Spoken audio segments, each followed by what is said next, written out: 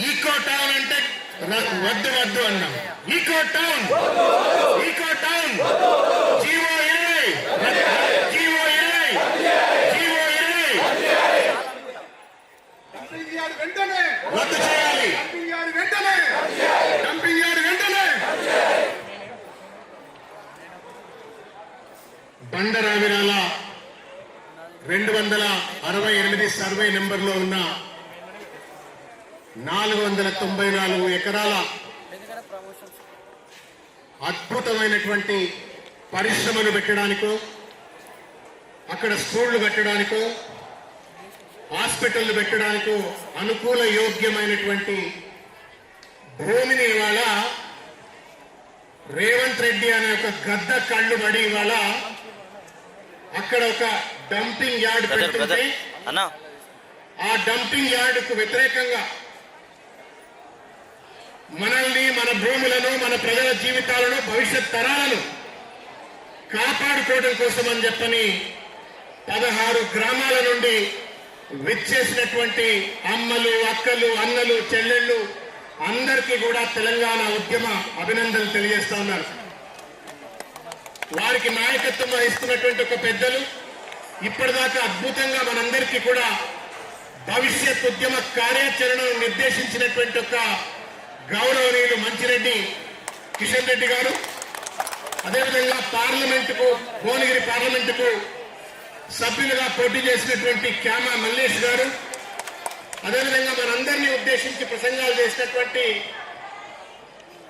విజయ్ గారు, చెంగయ్య గారు, ధనలక్ష్మి గారు, దానయ్య గారు, ఇంకా అనేక ఈ గ్రామాల నుండి వచ్చినటువంటి ఒక కిషన్ గారు, అనేక సర్పంచులు, ఉప సర్పంచులు, వార్డు మెంబర్లు, నాయకులు, అమ్మలు, అక్కలు అందరికి కూడా పేరు పేరున నమస్కారం తెలియజేస్తా ఉన్నాను. ఇది ఒక బాధాకరమైన సంఘటన. 2023 ఎన్నికల్లో అనేక వాగ్దానాలు చేసి ప్రభుత్వం అధికారంలోకి వచ్చింది. మేము ప్రజా పాలన చేస్తాం, పారదర్శకమైన పాలన చేస్తాం, ప్రజలు బాగుపడేటువంటి ఒక పాలన చేస్తామని చెప్పానంటే ప్రజలు నమ్మి ఓట్లేసినాం. ఆ ఓట్లేసినలా మనం కూడా ఉన్నాం. అందుకే ఇబ్రాహీంపట్నం శాసనసభ్యుడు, భువనగిరి శాసనసభ్యుడు ఇలా కాంగ్రెస్ పార్టీకి సంబంధించిన ఉన్నారు. ఇంతకంటే అమానవీయం ఏమైనా ఉందా, రాక్షసత్వం ఏమైనా ఉందా చెప్పండి. తలపైకాలైనాడు రేవంత్ రెడ్డి, తుగ్లక్ రేవంత్ రెడ్డి. ఎందుకు ఈ మాట చెప్తా ఉన్నాడు? ఆ ఊరు పేరే ఉన్నదేమే, జపాన్ ఊరు పేరు కిటక్యూషు అట. మన సొమ్ముతోనే జపాన్కి పోయిండు, మనందరి ట్యాక్స్ సొమ్ముతోనే జపాన్కి పోయిండు. మనం అందరం అనుకున్నాం ఈ జపాన్కి పోయి మన ఉద్ధరిస్తాడు కదా పెట్టాడు అని చెప్పని అనుకుంటే జపాన్కి పోయిండు. ఆడ ఎవరితో మాట్లాడిండో, ఏం మాయదారి ముచ్చట్లు చెప్పిండో, ఆ ఊర్లో ఏం చూసిండో, ఏమర్థమైందో ఈ సన్నాసికి నాకు తెలియదు. కానీ కిటకీషు నగరం దగ్గర ఉన్నటువంటి వాళ్ళతో నేను సంప్రదింపులు జరిపిన, వాళ్ళ సహకారంతో నేను డంప్ యార్డ్ పెడతా అని చెప్పని ఇవాళ ఒక సన్నాసి మాటలు మాట్లాడుతుండు. నేను అడుగుతా ఉన్నా రేవంత్ రెడ్డి, ఇవాళ ఇది పులిని చూసి నక్క వాత పెట్టుకున్నట్టు కాదా? ఇవాళ వేల కోట్ల రూపాయల విలువ చేసేటువంటి ఒక భూమిలో చెత్త మోసేటువంటి చెత్త సన్నాసి అవుతాడా? వేల కోట్ల రూపాయల విలువ చేసే భూమిలో చెత్త పోసి తోడు చెత్త సన్నాసి అవుతాడా? దార్శనికత ఉన్న పాలకుడు అవుతాడా? ఒక్కసారి వాళ్ళ మనం ఈ కలెక్టరేట్ సాక్షిగా, తెలంగాణ తల్లి సాక్షిగా మనం అడగవలసిన ఒక బాధ్యత మన పైన ఉందని చెప్పి నేను తెలియజేస్తా ఉన్నాను.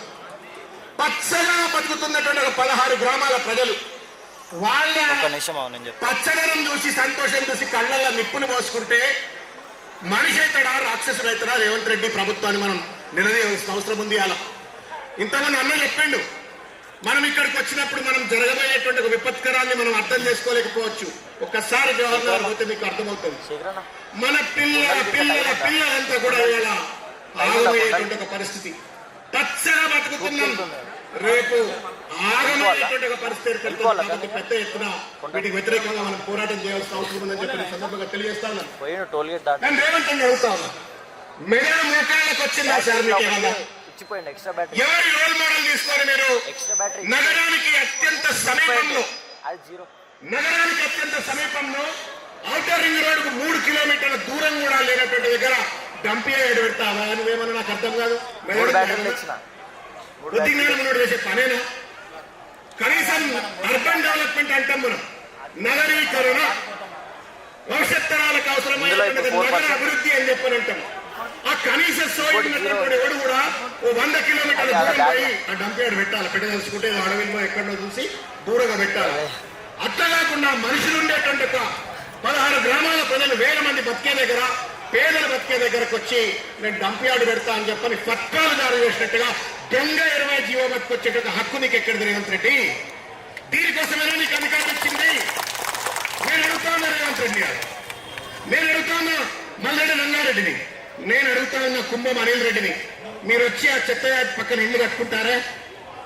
మేము పేదలం కాబట్టి, అట్టడుగు వర్గాలం కాబట్టి, మమ్మల్ని అడిగేటోడు ఎవడలేడు కాబట్టి, మాకు అండగా ఎవరుండరు కాబట్టి నువ్వు వచ్చి చెత్త మోస్తా ఉన్నావు నా ఇంటి పక్కన, నా ఊరు పక్కన, రారాబాయ్ నీకు దమ్ముంటే వచ్చి ఇల్లు కట్టుకోరాబాయ్ అక్కడ. మీరు కూడా మేము ఆశ్రయించాలంటున్నారు కదా, మీరు మేము చెత్త పెట్టాలంటున్నారు కదా, మీరు మా పిల్లలు బిర్యానీ తింటే కూడా చెత్త వాసన చూడాలంటున్నారు కదా, మీరు కూడా రాని మాతో పాటు గుడిసిస్తాం, రారి ఇల్లు కట్టిస్తాం, రారి ఉండ్రి, మరి మీరుంటే మేము కూడా ఉంటాం, మీరుండే కొత్త మిమ్మల్ని కూడా ఇక్కడ తమ్మి కొడతాం.